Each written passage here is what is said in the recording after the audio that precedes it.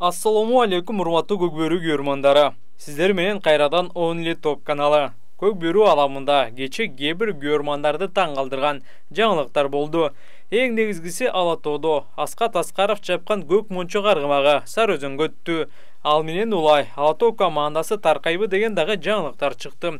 Бүгүн биз дал ушул жаңылыктар тууралуу сиздерге кененирээк айтып беребиз. Андыктан видеону аягына чейин көрүңүз. Жай келе жатат. Эс алуу, жаңы жаркын окуялар. Балким смартфонду жаңыртууга кез келдиби? Же чоң гана жаңы нерсени каалайсыңбы? Муну уюштуруу оңой. Каалаган текна же Infinix смартфону сатып аласың жана 1000 сом кэшбэк аласың. Кандай гана пайдалуу. Сени Остордун бардык дүкөндөрүнө күтөбүз. Сага смартфон керекпи? Анда сага Остор керек. Акыркы жылдары Алатоо көкбөрү командасы үчүн чабылып жүргөн көк мончок деген аргымак Сары Өзөн клубуна өттү. Бул тууралуу Чүй облусунун командасынын басма сөз кызматы билдирди.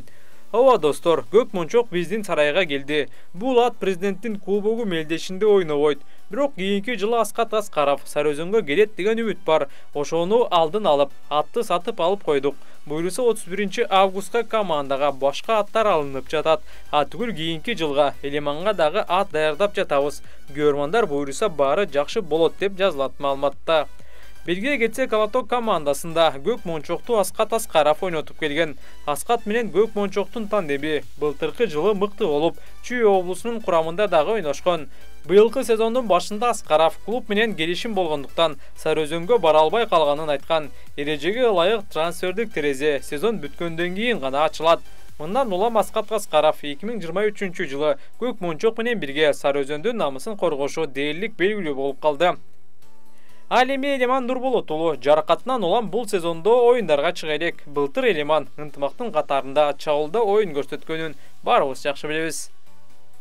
Алатоо клуб катары таркап кетет деген сөздөр чындыкка жакын болуп калды окшойт. Мындай пикирди көкбөрү спортунун серепчилери айтып чыкты. Бул клуб 2020 жылы жакшы максаттар менен түзүлгөн, бирок команда азырынча бир дагы кубокту жеңе албай таркап жатканы өкүндүрөт. Жада калса команда капитаны жаш улакчыларды өстүрүү үчүн Алатоо 2 клубу да түзүлөт деген пикирин айткан. Бирок негизги клубта азырынча жогорку лигада финалга чыга элек. 2020 жылы президенттин кубогунда 1-лигада финалда Мураска жеңилип калган. Андан соң команда жогорку лигада бир гана жолу 3-орунду алды. Бирок бул клубта Кыргызстандын курама командасына кирчү бир нече бала жана аттар бар. Эгер клуб 31 август чыга албасы тастыкталса, анда бул нерсе улуттук курамга терс таасирин тийгизет. Эң жакшысы Алатоонун жетекчилиги өздөрү демилгени колго алып, балдардын жолун буубай сезонду ийгиликтүү жыйынтыктаса жакшы болмок. Буга чейин Алатоодо жекеме-жекеде ойногон герой аргымагы дагы сатыкка чыкканы айтылган. Акыркы мелдештерде геройду Нурдин Болотбеков ойнотуп келген. Эми жалпы көрмандар үчүн жакшы жаңылык. Казак туугандар 40 жаштан жогорку курактагы оюнчулардан куралган командасын 31 август мелдешине Кыргызстанга жөнөтүүгө белсенип жатат. Бул да болсо жакшы жаңылык. 15 жыл мурдагыдай эки өлкөнүн клубтук оюндарын көрмандар сагынып калышса керек. Ал эми урматтуу көрмандар, улуттук курама командасы качан аныкталат? Курамга кимдер кирди деген суроого азырынча жооп белгисиз. Улуттук көкбөрү федерациясынын жыйыны 27 майда өтөт. Мына ошол жыйында бардык суроолорго жооп билебиз. Андыктан биздин каналга жазылып, биз менен бирге болуп туруңуздар.